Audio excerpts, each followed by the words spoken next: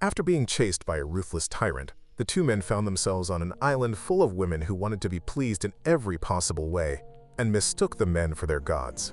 My only wish is to serve the gods. The story begins in Spain in 1519, where Hernán Cortés celebrates with his people as they embark on a new adventure to discover the New World.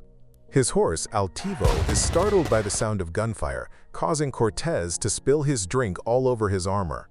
Cortés tells Altivo to keep his eyes forward and throws his cup at the wall, accidentally hitting a wanted poster of two criminals: Tulio, a black-haired man with a goatee, and Miguel, a blonde-haired musician. In an alley, Tulio and Miguel run a scam on unsuspecting sailors. The sailors return for another chance to roll the dice, but when they no longer have any money, they offer a map of the New World instead. Tulio firmly refuses, but when Miguel examines the map, he is thrilled to discover it leads to the legendary city of gold, El Dorado. Tulio still refuses to accept their offer, but is eventually persuaded by Miguel's relentless enthusiasm. Before continuing the game, the sailors suggest using their own dice to stay fair. Feeling the pressure, Tulio reluctantly agrees and rolls the dice, and luckily, it lands on 7. They celebrate their win and grab their winnings, but Tulio's loaded dice accidentally fall to the ground. When the sailors realize they've been tricked, a soldier sneaks up behind them to arrest them. Thinking quickly, Tulio and Miguel pretend to fight, even drawing swords to make it convincing. Their mock duel ends with Miguel seemingly defeating Tulio, who slips on a roof tile. They then thank the crowd for their performance and run off. Soldiers chase them across town until they fall into water barrels. Hiding inside, they are unknowingly loaded onto a ship, trapped when a chest is placed on top of them. Later that night, they think they've finally escaped, only to discover they've been captured by the same sailors they scammed earlier. It turns out those sailors work for Hernán Cortés. Furious, Cortés accuses Tulio and Miguel of stowing away on his ship and declares he'll sell them as slaves once they reach Cuba. You will be flogged. And when we put into Cuba to resupply, God willing, you will be flogged some more. And then enslaved on the sugar plantations for the rest of your miserable lives. Until then, they're locked in the ship's brig. When Tulio struggles to come up with an escape plan, Miguel suggests bribing Altivo with an apple in exchange for the prison keys. Tulio mocks the idea, insisting a horse wouldn't understand them, until the keys suddenly fall to the ground.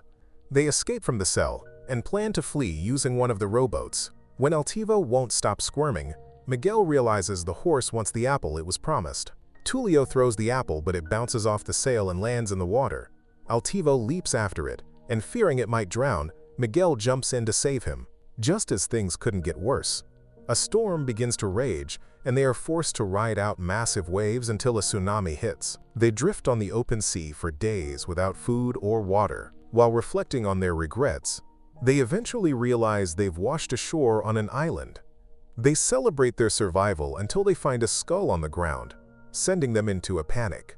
Tulio insists they should head back to sea, but Miguel recognizes the area from their map.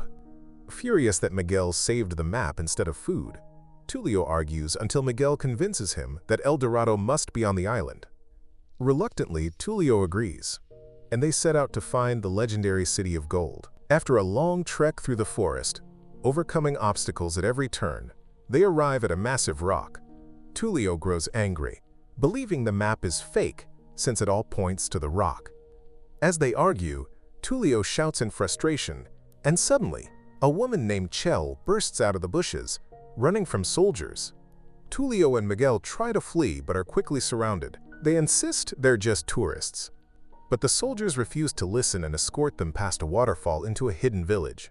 To their astonishment, they realize they've entered the fabled city of El Dorado. They are greeted by two leaders, Tedocan, the zealous high priest, and Chief Tanabak, the kind and wise ruler of the tribe. Mistaking Tulio and Miguel for gods, they welcome them warmly. Ticalcan notices Chell and asks the gods to decide her punishment for stealing from the temple. I see you've captured this temple-robbing thief.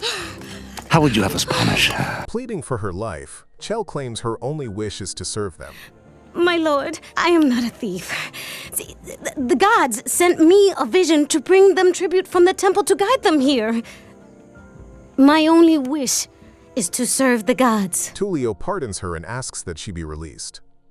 When Chief Tanabok politely asks why the gods have chosen to visit now, Tsekolkan becomes furious, insisting he has no right to question them. He demands that Miguel and Tulio smite the chief for his insolence.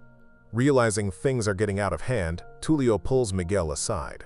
Just then, a nearby volcano begins to rumble, and in Tulio's frustrated outburst, he accidentally seems to calm it down. Everyone interprets this as divine power, fully convincing the people that they are gods. Chief Tanabok and Tsekolkan lead the pair to a grand temple where they will stay. At the top, Tsekolkan proposes a reverence ceremony to honor their arrival, while Chief Tanabok suggests preparing a feast. Unable to decide, Miguel and Tulio request both. When the crowd leaves, they celebrate their success at fooling everyone. Unaware that Chell overheard everything, she blackmails them into letting her join their scheme, offering to help them navigate the tribe's customs. Well, if you guys want the gold and you don't want to get caught, right? You're going to need my help. She reveals she dreams of adventure and promises to keep their secret in exchange for joining their plan. Reluctantly, Miguel and Tulio agree, promising to take her with them when they eventually leave El Dorado. That night, the city hosts a grand feast in their honor. Everyone eats, drinks, and dances joyfully. The next morning, Tsekolkan arrives to prepare the ceremony he proposed. He presents a large sack as tribute to the gods. Expecting gold, Miguel and Tulio are horrified to find a man inside, a sacrifice meant for the massive whirlpool below. Miguel quickly stops the ritual, and Tulio claims that the stars are not aligned for such an offering. Worried that the gods have not accepted any tributes, Chief Tanabok instead offers them gold from his people. Delighted, Miguel and Tulio agree, and the servants begin tossing the gold into the whirlpool.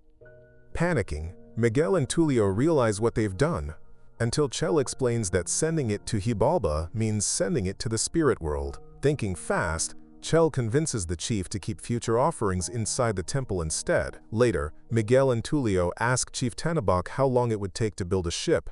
When he says it'll take weeks, Tulio sarcastically suggests Tsekolkan could do it faster.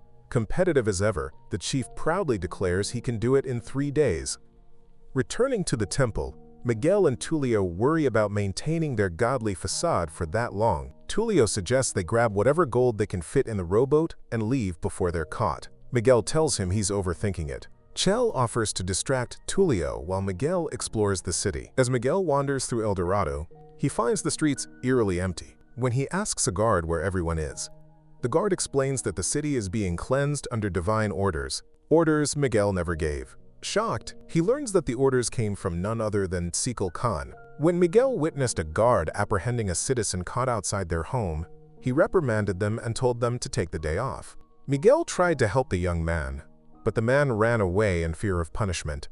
Seeing how afraid the people were of him, Miguel tried to connect with them by playing his guitar. Eventually, the citizens warmed up to him, and Miguel spent the day laughing and playing with them. This behavior bothered Tsekolkan, who watched in disapproval. He complained to Tulio, saying this wasn't how a god should behave. Tsekolkan argued that the people would not respect the gods if they did not fear them, and suggested performing a sacrifice to keep them in line. Tulio, uncertain, told him he would need to consult Miguel before deciding. Tulio found Miguel still playing with the townspeople, and scolded him for not sticking to their plan to lay low. While they argued, Tsekolkan appeared and criticized them, claiming that gods shouldn't be playing ball with mortals. Soon after, Miguel and Tulio found themselves in an arena, playing a hoop game against 15 of Chief Tanabok's men. With only 1 point left for the opposing team to win, Chell suddenly had a clever idea. She handed them a pangolin, which conveniently looked like a ball. The pangolin did its best to score, helping Miguel and Tulio catch up to their opponents' score. The game was tied when they accidentally grabbed a regular ball instead of the pangolin. Realizing their mistake, they gave it their all and managed to score the winning point. The crowd erupted in celebration at Miguel and Tulio's victory. Tsekolkan then asked the gods if they wanted to sacrifice the losing team as punishment. Horrified by the suggestion, Miguel lost his composure and declared that from this day forward, no sacrifices would be made. He then banished the high priest, claiming that his services would no longer be required. Shocked by Miguel's decision, Tsekolkan noticed something troubling. Miguel was bleeding. Realizing that a god should not bleed, he began to suspect that Miguel and Tulio were frauds. The next day, Miguel inspected the progress of the ship they had requested. After a brief look, he criticized the craftsmanship and made excuses about its quality. Chief Tannenbach saw through him immediately, gently telling Miguel that he could always stay with them if he wished. Torn between staying in El Dorado and leaving with Tulio, Miguel returned to the temple to talk to his friend, only to find Tulio flirting with Chell. Chell accidentally blurted out that Tulio should just forget about Miguel. Unbeknownst to them, Miguel overheard everything and was heartbroken, realizing Tulio had chosen Chell over him. Meanwhile, Takal Khan, determined to expose their secret, performed a dark ritual to summon an ancient beast. Using his magic, he called forth a massive stone jaguar to attack Tulio and Miguel. The two tried to flee, but the creature chased them relentlessly. They lured the jaguar toward the volcano, hoping to lead it away from the city. The beast's immense weight cracked the ground, causing it to sink into molten lava. Just when they thought it was over, the stone jaguar rose again from the lava, cornering them at a cliff's edge. With no escape, Tulio and Miguel pretended to fight once more, tricking Takal Khan into coming closer. When he did, they caught him off guard and attacked. But Takal Khan resisted their blows, and the jaguar charged at them again. Its massive weight caused the cliff to collapse, sending both Takal Khan and the jaguar plunging into the whirlpool below. With the high priest gone and the beast defeated, the people of El Dorado celebrated Tulio and Miguel's victory. However, Takal Khan survived the fall and washed up outside the city, where he encountered Cortez and his men. Believing Cortez to be the true god of prophecy, Takal Khan offered to lead him straight to El Dorado. The next day, Tulio prepared to leave El Dorado with Chell, while Miguel, now dressed in native clothing, decided to stay behind. Still hurt and unable to express their feelings, the two friends struggled to say goodbye. It wasn't until Chief Tannenbach intervened that Miguel finally decided to see Tulio off. As they prepared to part ways, they saw smoke on the horizon. Cortez was approaching fast. Chief Tannenbach began preparing his people for war, but Miguel warned him they would stand no chance against Cortez and his army. Tulio proposed a plan. They would use the ship to ram into the rock pillars beneath the waterfall, collapsing the entrance and sealing off the city from the outside world. Despite knowing it meant losing all the gold aboard, Miguel agreed.